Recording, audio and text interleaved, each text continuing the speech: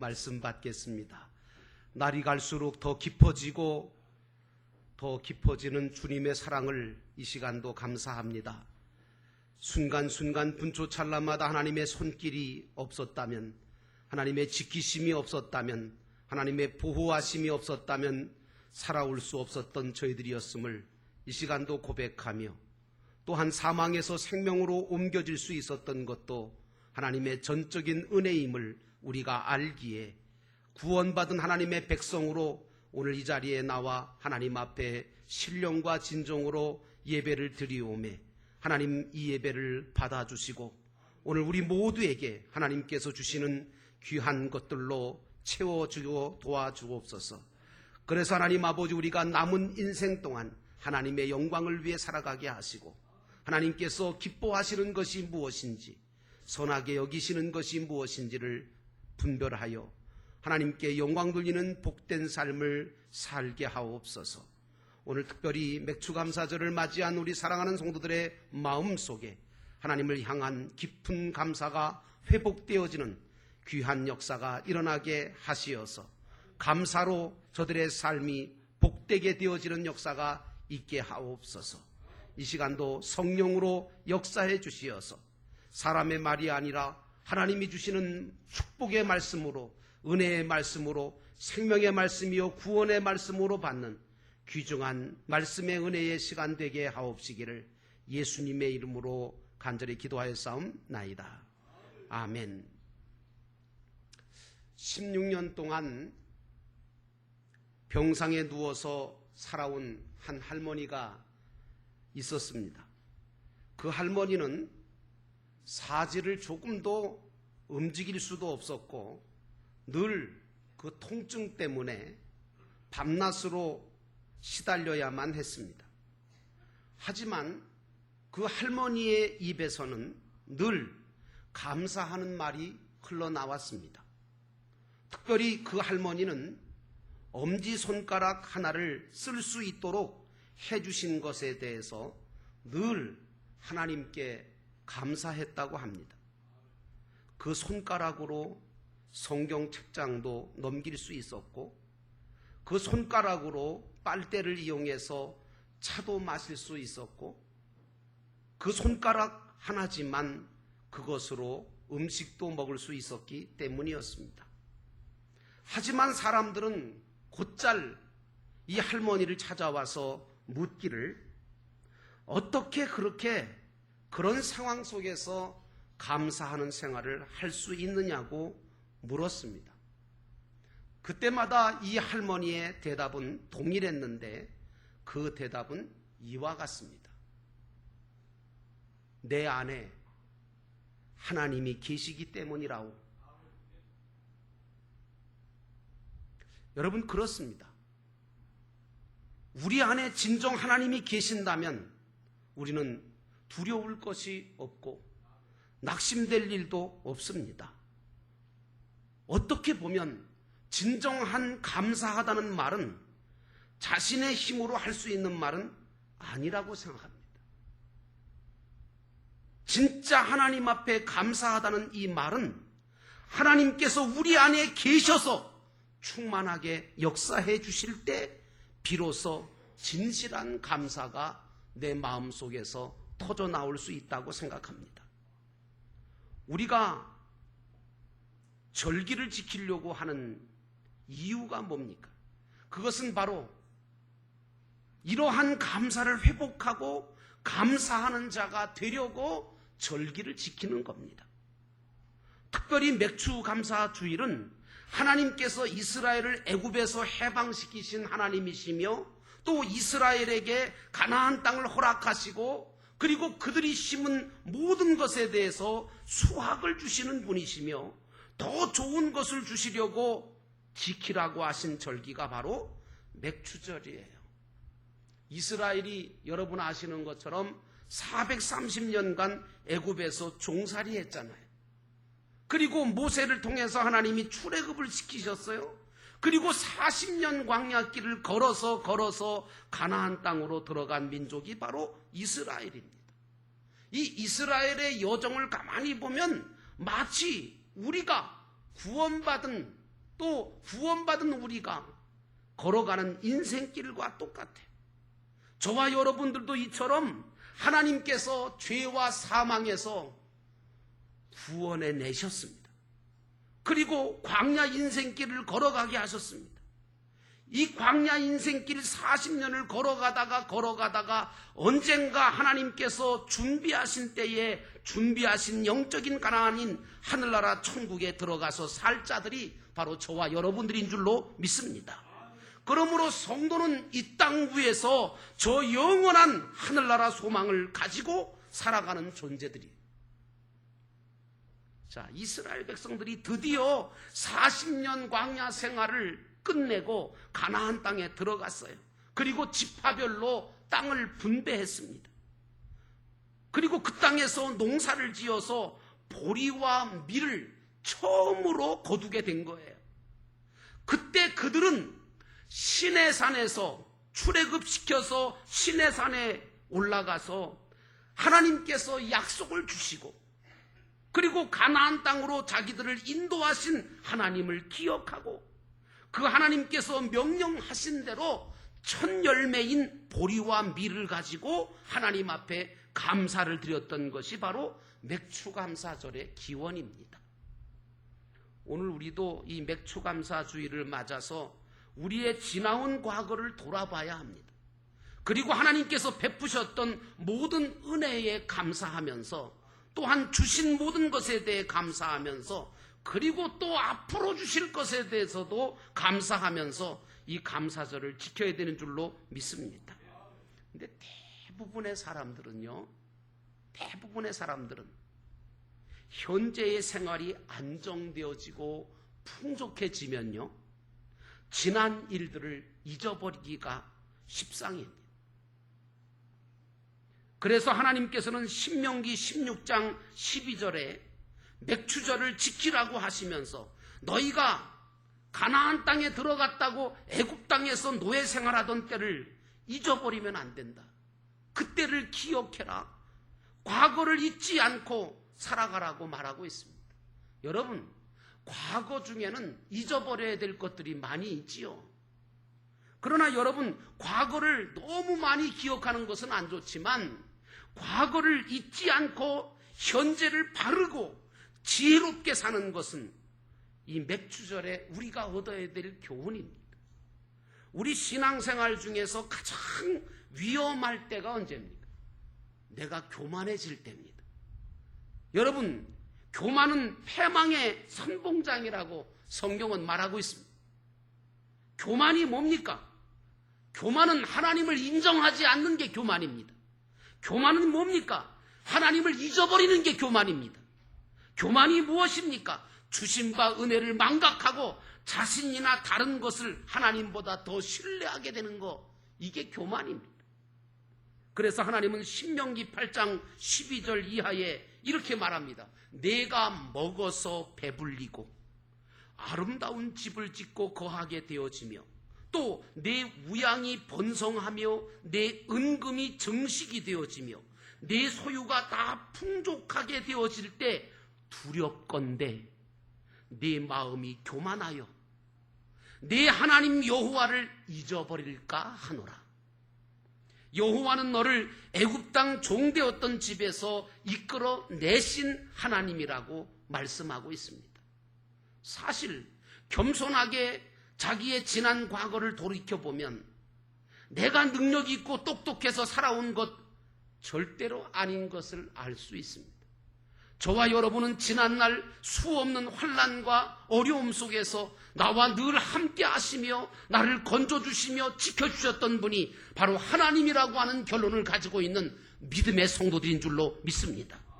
오늘 내게 주어진 것이 당연하다 할지라도 그걸 당연하다고만 여기지 말고 내게 주어진 것이 보잘것 없을지라도 그것이 작을지라도 결코 작은 것이 아니요 보잘것이 없는 것이 아닌 것을 알고 그것을 붙들고 하나님 앞에 진심으로 감사해 나갈 때 하나님은 더 큰 은혜와 더 큰 축복을 우리에게 부어주시는 줄로 믿습니다.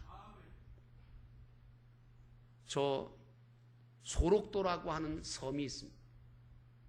가보신 분도 계시리라고 보는데, 이 소록도는 나병 환자, 문둥병자라고 하는 이 나병 환자, 한센스병을 앓고 있는 나병 환자 수용소를 운영하고 있는 게 소록도입니다. 그 소록도의 마을 입구에는 편말이 하나 서 있는데, 그 편말에는 이런 글이 써 있습니다. 잃어버린 것을 원망하지 말고 남은 것으로 감사하라. 여러분 어떻습니까? 우리는 잃어버린 것, 없는 것 때문에 원망에 빠지고 불평하다가 감사하지 못하는 경우가 얼마나 많은지 몰라요. 남은 것과 주신 것을 기억하면서 감사할 줄 아는 여러분 되시기를 축원합니다.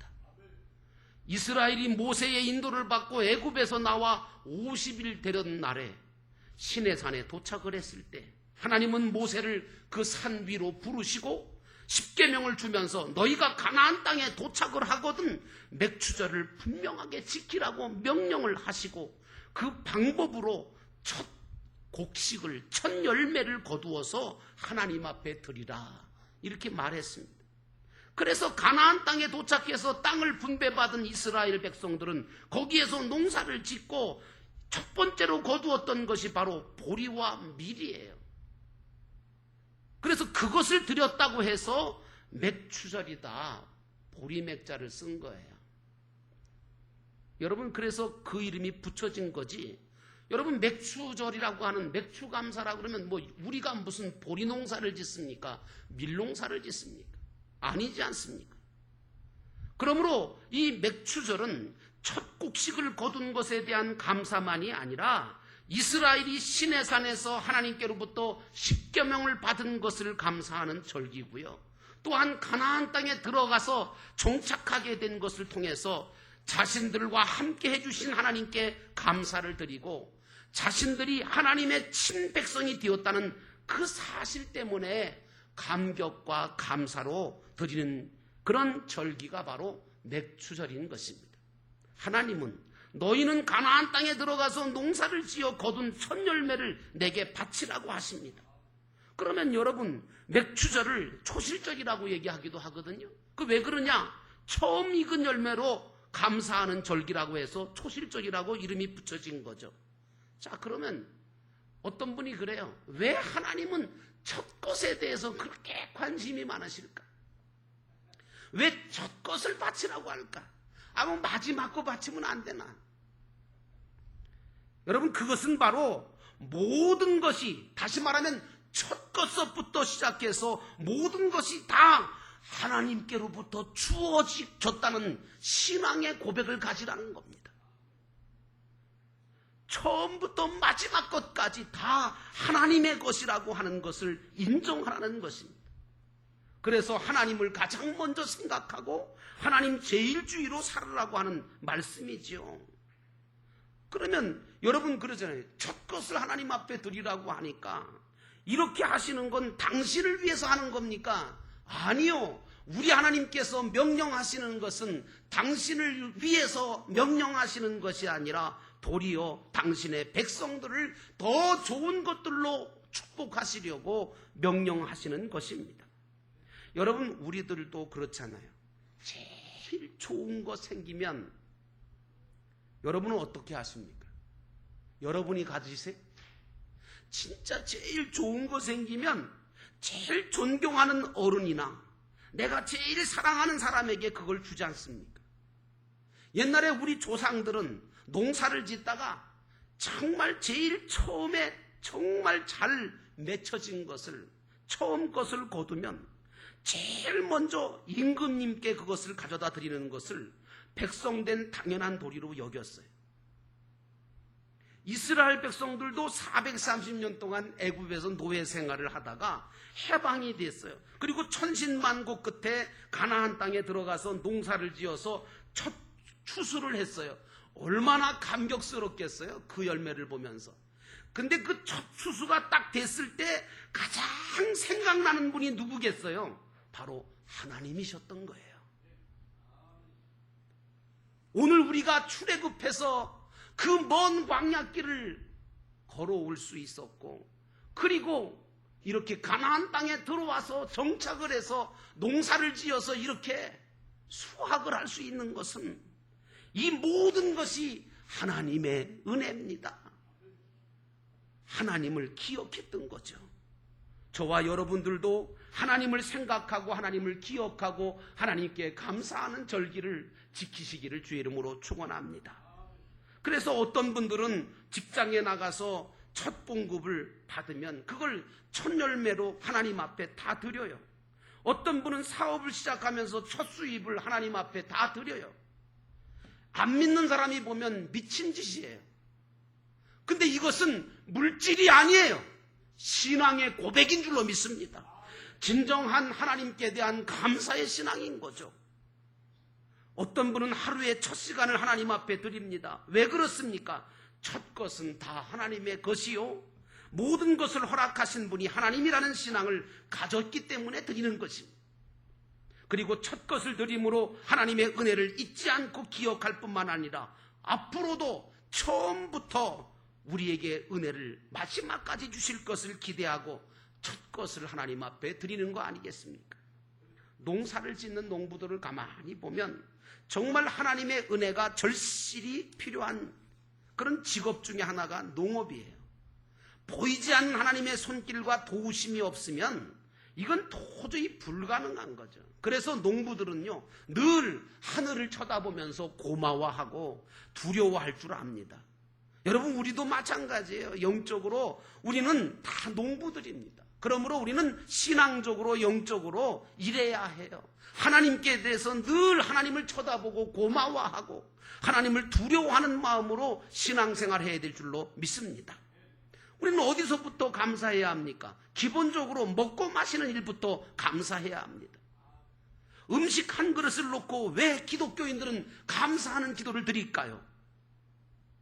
여러분, 지극히 작은 것 같지만 거기서부터 감사가 더 깊어지고 더 풍성해져야 될 줄로 믿습니다.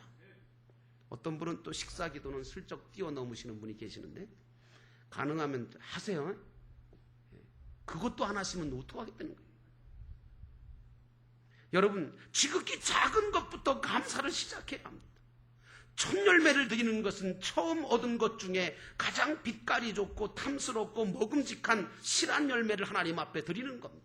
하나님은 내가 하나님이 주신 것 중에 가장 좋은 것으로 하나님 앞에 드릴 때 하나님은 그것을 들고 그것을 근거 삼아 오늘 우리의 모든 것들을 축복하신다는 사실을 믿으시기를 축원합니다.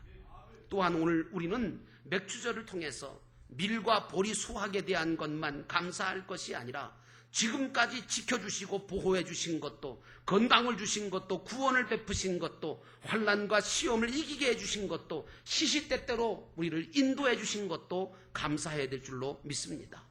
감사는 축복의 문을 열 수 있는 열쇠입니다. 여러분이 거룩한 전에 올라오실 때마다 어떤 분이 그래요. 이 교회에 출석하려고 교회를 올 때마다 자기는 감사가 넘친대. 저도 그래요. 이 교회를 나갔다가 이 교회를 다시 이제 이렇게 들어오려고 버스 타고 들어오거나 차를 타고 들어오다가 교회를 딱 보게 되잖아요. 참 감사해요. 여러분, 여러분의 가정과 직장과 사업을 보면서도 여러분은 하나님 때문에 감사하게 되시기를 축원합니다. 정말 그런 마음 가지셔야 돼요. 근데 가만히 보면 감사하는 사람에게는 감사할 일들이 더 많이 생기는 걸 봐요. 감사하는 곳에는 또한 기적이 생깁니다. 스펄전은 이렇게 말했습니다. 별빛을 보고 감사하는 사람에게는 하나님이 달빛을 주시고, 달빛을 보고 감사하는 사람들에게는 하나님이 햇빛을 주시고, 햇빛을 보고 감사하는 사람에게는 해와 달이 필요 없는 영원한 천국의 빛을 주신다라고 말했습니다. 시편 50편 23절에 감사로 제사를 드리는 자가 나를 영화롭게 하나니 그 행위를 옳게 하는 자에게 내가 하나님의 구원을 보이리라고 말씀하셨습니다. 오늘 우리의 감사가 더 풍성해져야 될 줄로 믿습니다.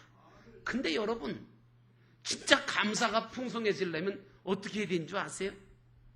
그냥 저절로 내 마음에 감사함이 생기기를 바라시면 절대로 안 됩니다.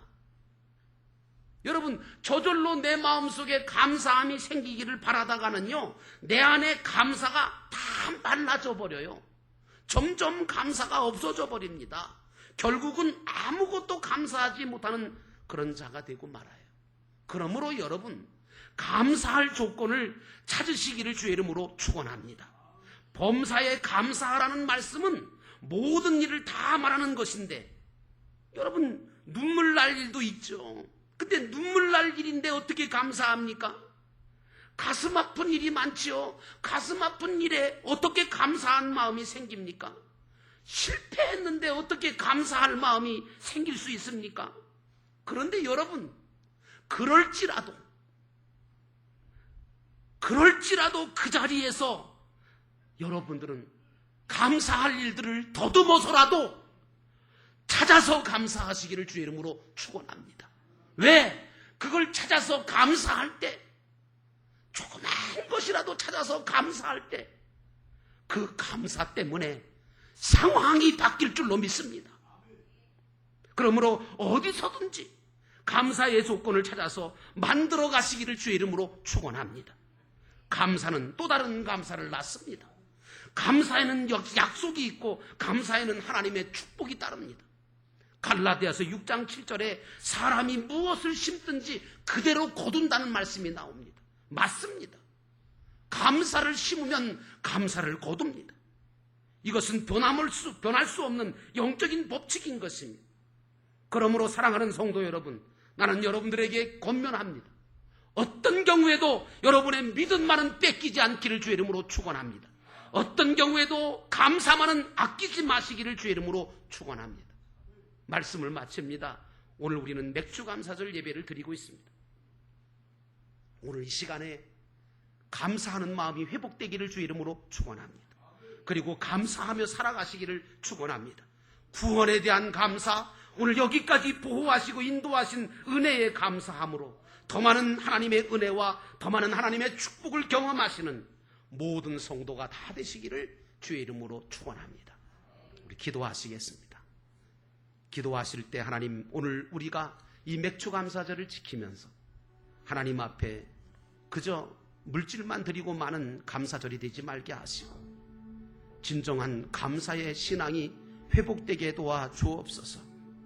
주님을 바라보는 이 한 시간 되게 하시고 하나님 아버지께서 주신 그 모든 것에 대해서 감사함으로 간증할 수 있는 우리 모두가 되게 하옵소서. 이 시간 우리 함께 기도하겠습니다. 사랑과 은혜